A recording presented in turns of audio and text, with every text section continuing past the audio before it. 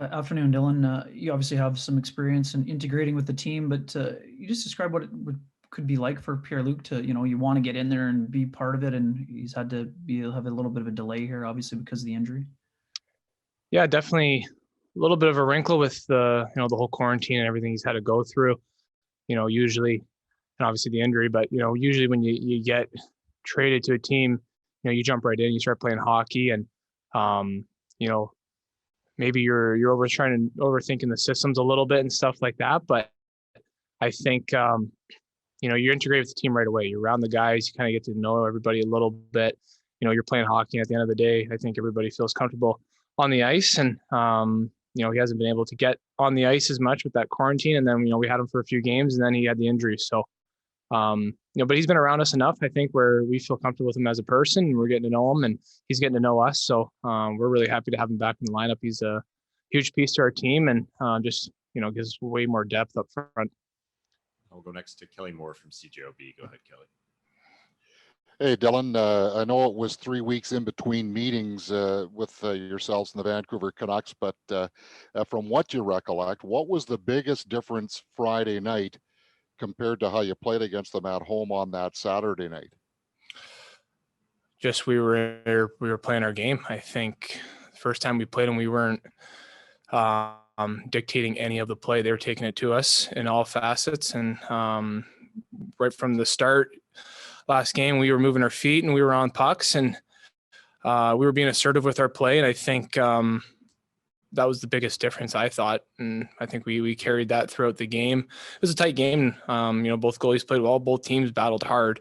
It seems like, everybody's kind of got their footing now, and everybody's playing to their systems and how they want to play. So, these games are pretty tight, and we did a good job, I think, of just being assertive and playing our game, and we have to do that again tonight. We'll go next to Scott Billick from the Winnipeg Sun. Go ahead, Scott. Hey, Dylan. Paul Maurice talked yesterday about how you guys accepted the game on Friday, especially between the second and the third, after what he described was not a very good second, and you guys kind of adjusted during that and played the third period like a team that, to keep that 1-0 lead right through it. What did that mean? Like, what does that mean to you, accepting a game? Do you know what kind of he's talking about? What is that? How does that kind of, what does that mean to you, I suppose? I think it was a bit of a mindset change coming to Vancouver compared to the Edmonton game, where it's a bit of, with the skill Edmonton has, not that these guys don't have skill, but their style of play, I guess Edmonton is, they're up and down the ice, a little bit more of a track meet, maybe a little more riskier with their plays, and they're trying to score off the rush a lot. You look at Vancouver, they dump the puck in a lot. They very strong forechecking team, and that's their identity. So we knew that it was going to be a man's game, and we had to have that mentality that it was going to be tough, and that it was going to take 60 minutes. It wasn't going to be, something where, after one period, you're going to go away or anything like that.